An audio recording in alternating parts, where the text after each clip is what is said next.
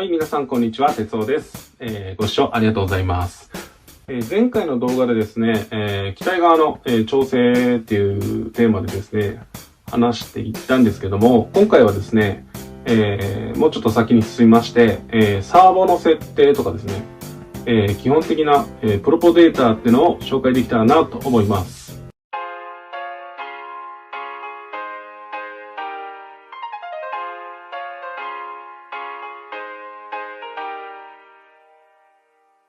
はい、それではですね、まずはサーボの設定の方から説明させていただきます。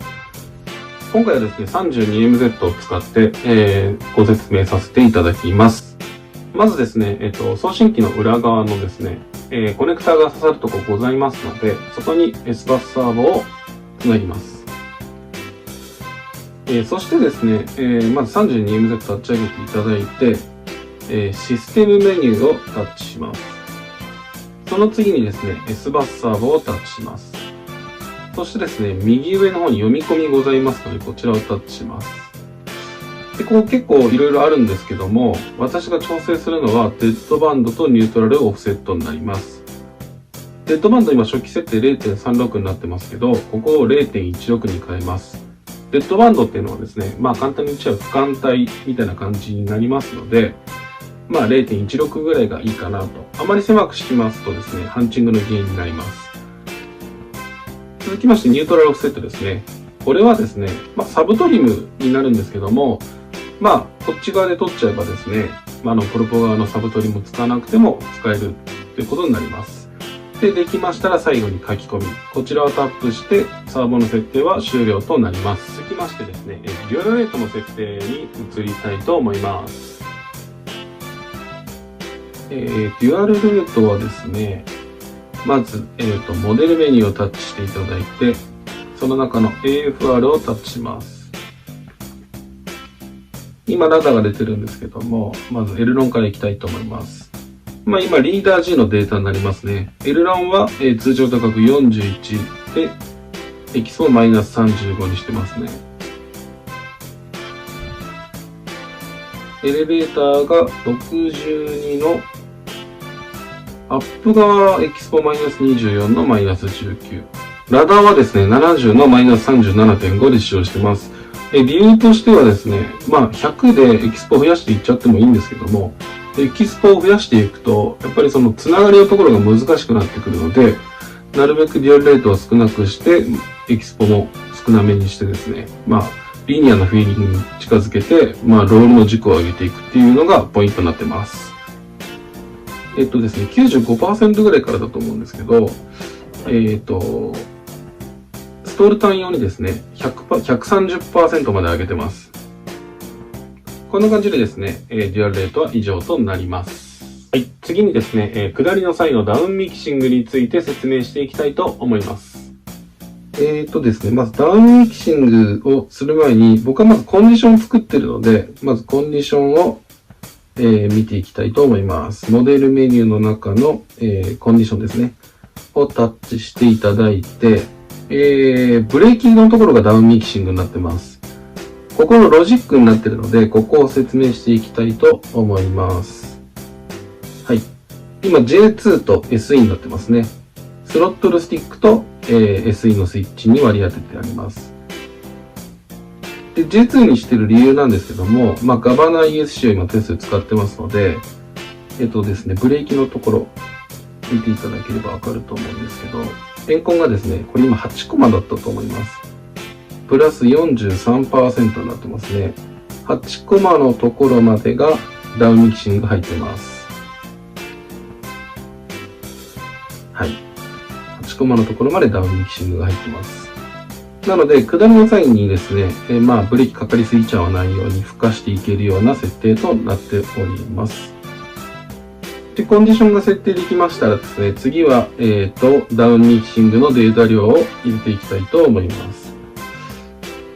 僕はですね、エアブレーキのところでやってるんですね。モデルメニューの、エアブレーキをタッチしていただいてですね、ここのスイッチも SE に変えます。はい。で、2ページ目ですね。右のところがエレベーターになってますので、5% 今入れてます。これもさっきのコンディションと連動してますので、8コマ目までは 5%、それから上は0になるように設定しています。次にですね、スナップロールの設定について説明していきたいと思います。スナップロールもですね、同じくコンディションを使ってます。モデルメニューの中からコンディションに入っていただいて、今は J3 だけですね。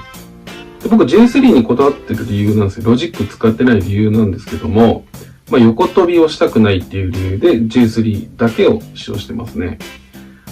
で、これが音位置とヒステリシスの位置ですね。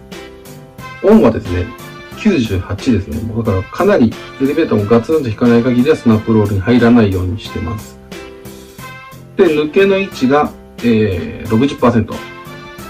なので、一回入っちゃえばですね、ここの 60% の位置まではスナップロールの打角が入ってますので、スナップロールの抜けが綺麗になるっていうようなイメージになると思いますね。ヒステリシスを入れると。で、打角になります。エレロンからいってみましょう。いっぱい引いたときに 140% ですね、エレロンは。で、その間ですね、マイナス 75% 入れて少し安全にしてます。エレベーターはアップ側は30ですね。で、ラダーは 47.5% になってますね。結構アップの上りとか下りとか合わせて細かい数値に合わせています。はい。では最後にですね、スロットルカーブの設定に行きたいと思います。今回はですね、D3ESC を使用した際のスロットルカーブとなりますのでご注意ください。スロットルカーブは AFR の中のスロットルを見ていきます。通常価格はこんな感じでほぼ直線なんですけども、下のところだけ少し立ち上がるような設定になってます。で、サイスローの位置がマイナス 7% って感じですね。15、31って感じで上がっていってます。はい。ほぼ平らなんで正直一直線でも問題はないかなとは思いますね。で、マックスが 90%。90なんですけど、全開にすることはないですね。で、これが、ランディングと、離陸のモードですね。こんな感じでラフにしちゃってるんですけど、ランディングと離陸しか使えないので、僕はもうこんな感じで結構ラフにしちゃってます。はい。